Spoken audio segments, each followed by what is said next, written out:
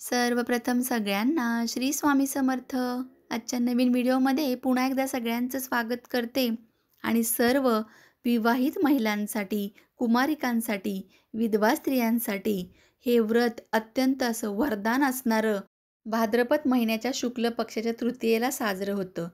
पण पतीच्या दीर्घायुष्यासाठी स्त्रीने हे केलेलं व्रत आणि त्यांच्या वैवाहिक जीवनात आनंदाची कामना करणारं व्रत हे पूर्वी कोणी केलं होतं? काय झालं आहे यामागे कथेचं भावनिक दृश्य? या दिवशी देवी पार्वती आणि शिव यांची पूजा केल्याने अखंड सौभाग्याचे वरदान लाभते, आशीर्वाद प्राप्त होतात. तर खरंच या गोष्टी आहेत का? तेच जाणून घेणार आहोत. कारण हो, आपल्या धर्मामध्ये या संस्कृतीला खूप महत्त्व आहे. उपवास करणाऱ्या महिलांनी काही नियमांचे पालन करावे लागते. या दिवशी आपण काय करावे आणि काय करू नये हे अतिशय महत्त्वाचं आहे. अनेक गैरसमज होतात. मग त्यासाठीच माझा हा प्रयत्न की साध्या सोप्या पद्धतीने तुम्हाला सांगावं की व्रतामध्ये कोणते नियम आहेत. तुम्ही जर हरतालिकेचा उपवास करताय तर हे लक्षात घेणं अतिशय गरजेचे आहे. हे नियम दीर्घायुष्यासाठी पतीच्या जर आपण ही कामना करतोय तर नियम देखील पाळणं हे तितकंच महत्त्वाचं आहे. हरतालिका व्रत करताना प्रथम गणेशाची पूजाच करावी असं म्हटलं जातं. गणेशाची पूजा केल्याने कोणत्याही अडथळ्याशिवाय तुम्हाला ही पूजा प्राप्त होते, त्याचं फळ प्राप्त होतं आणि आशीर्वाद देखील लाभतो. त्यामुळेच सर्वप्रथम सकाळी लवकर उठून महिलांनी स्वच्छ अंघोळ वगैरे करून, स्वच्छ वस्त्र परिधान करून ही पूजा करायची आहे. आता ही पूजा आपल्याला 12च्या आत करायची आहे. प्रथम प्रहरामध्ये ही पूजा करायची आहे. पूजा करताना या चुका टाळा. कोणत्या ते बघूया. पण तत्पूर्वी पहिल्यांदा आपला व्हिडिओ पाहताय किंवा रोज व्हिडिओ पाहताय पण सबस्क्राईब केलेलं नाही आहे, तर जरूर सबस्क्राईब करा. आणि अशाच नवनवीन माहितीसाठी सोबतचं बेल बटन देखील प्रेस करा. कारण साध्या सोप्या टिप्स आपण इथे शेअर करत असतो आणि माहिती घेत असतो. अनेक ठिकाणी निर्जला व्रत केलं जातं, ते म्हणजे हरतालिकेचं. आणि दिवसभर फलाहार करून फक्त दुसऱ्या दिवशी हा उपवास सोडायचा असतो. पतीच्या दीर्घायुष्यासाठी भगवान शिव आणि माता पार्वतीची पूजा केली जाते. तर जाणून घेऊया यावर्षीचा शुभ मुहूर्त आणि पूजेची पद्धत.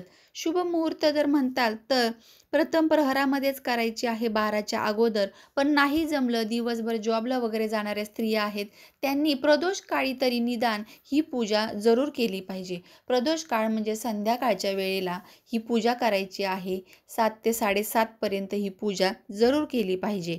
त्यानंतर काय करायचं आहे, हरतालिका व्रताची पूजा मांडून कथा वाचायची आहे, आरती करायची आहे. हरतालिकेची आरती आहे ती म्हणायची आहे. यामुळे पतीला दीर्घायुष्य लाभून संसारातील सगळी विघ्ने दूर होतात. अविवाहित मुलींना योग्य जीवनसाथी मिळतो अशी मान्यता आहे. आपल्या जीवनाचा जोडीदार हा सुयोग्य असावा, मन मिळावू असावा, प्रत्येक गोष्टीत आपल्याला समजून घेणारा असावा, आपली बाजू मांडणारा असावा, असं प्रत्येक मुलीला वाटतं. मग त्यासाठीच हा उपवास करणं तितकंच मनोभावे करणं महत्त्वाचं आहे. कारण उपवासाची पद्धत आणि नियम तुम्हाला जर माहीत असतील तर तुम्ही हे योग्यरित्या जरूर करू शकताल. साहित्य बघूया काय काय लागणार आहे. तर पूजा साहित्यामध्ये वाळू लागणार आहे, बेलपत्र, शमीपत्र, आंब्याची पानं, तसेच पांढरी फुलं, वस्त्र, 16 झाडांची प्रत्येकी 16 पानं पूजेसाठी. त्याप्रमाणेच बांगड्या, काजळ, कुंकू, चंदन, ओटीचं सामान म्हणजे सौभाग्याचं अलंकार जे आहे ते तिथे घ्यायचं आहे. तूप लावायचं आहे, तुपाचा दिवा, तेलाचा एक दिवा, कापूर, साखर आणि पंचामृत. रांगोळी काढायची आहे, चौरंग ठेवायचा, चौरंगाभोवती रांगोळी काढायची, पाण्याचा कलश ठेवायचा.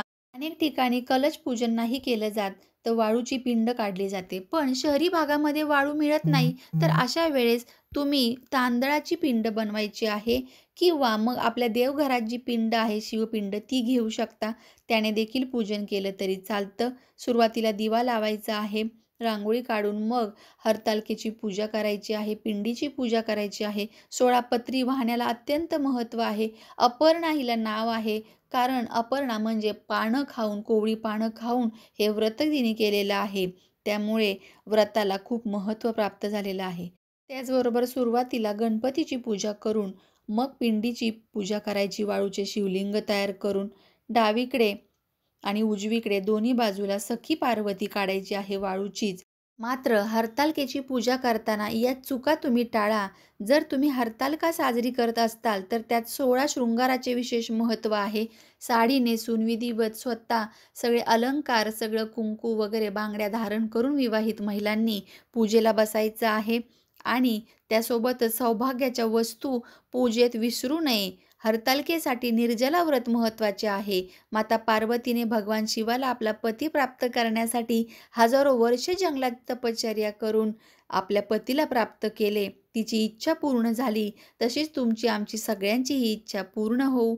त्यासाठी निर्जळी उपवास करणे शक्य नसेल तर फलाहार करावा, दूध घ्यावं आणि त्याशिवाय गोड काही पदार्थ तुम्ही खाऊ शकता. पण उपवासाशिवाय खिचडी वगैरे हे कोणतेही पदार्थ चालत नाही.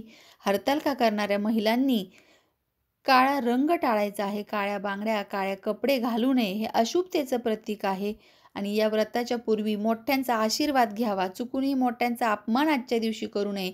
बोलताना अपशब्द वापरू नये आणि या 3 महिलांनी हरतालिकेची पूजा करू नये, नाहीतर दोष लागतो. गर्भवती स्त्रियांनी जिथे कुठे पूजा वगैरे मांडली असेल त्या ठिकाणी जाऊन बसून कथा ऐकावी. नुकतीच बाळंतीण झालेली स्त्री असेल तिने देखील हे व्रत न करता फक्त कथा ऐकावी. ज्या ठिकाणी पूजा चालू आहे त्या ठिकाणी फक्त कथा ऐकावी लांबूनच.